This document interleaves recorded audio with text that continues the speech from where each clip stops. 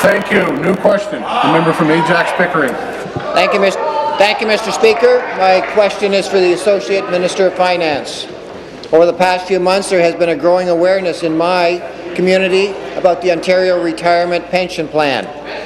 My constituents are pleased to see our government taking action to close the retirement savings gap for millions of Ontarians, particularly seniors. Businesses in my riding are eager to learn more about our government's plans to enhance retirement security across the province. Businesses are already beginning to make plans for the implementation of the ORPP.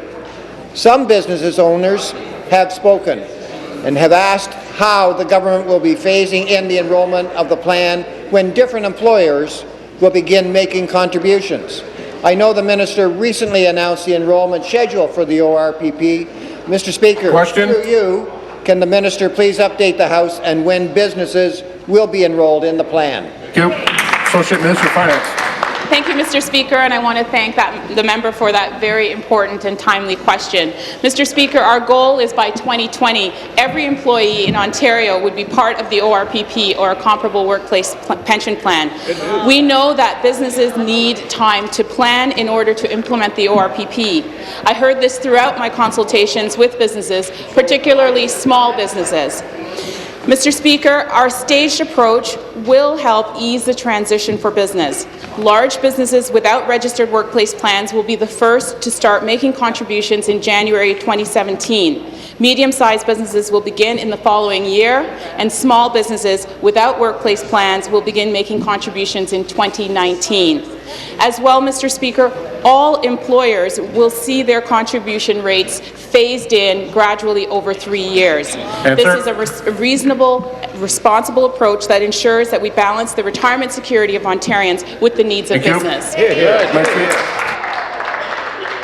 Mr. Speaker, and thank you to the Minister for that response.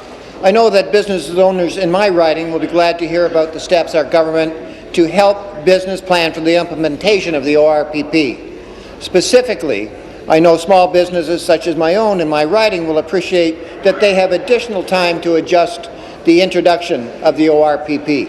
Mr. Speaker, again through you to the Minister, some businesses in my riding offer their employers a defined contribution that plan and just falls below the compatibility test put forward by our government. They are curious what different options are available to them, and they're wondering whether they automatically be enrolled in the ORPP or if their plans do not meet a comparability test, or are there ways for them to adjust their plans to be exempt from the ORPP. Mr. Minister. Madam Minister, I was thinking of Mr. Speaker. He's always on my mind. Could you please outline the options available to Ontario business?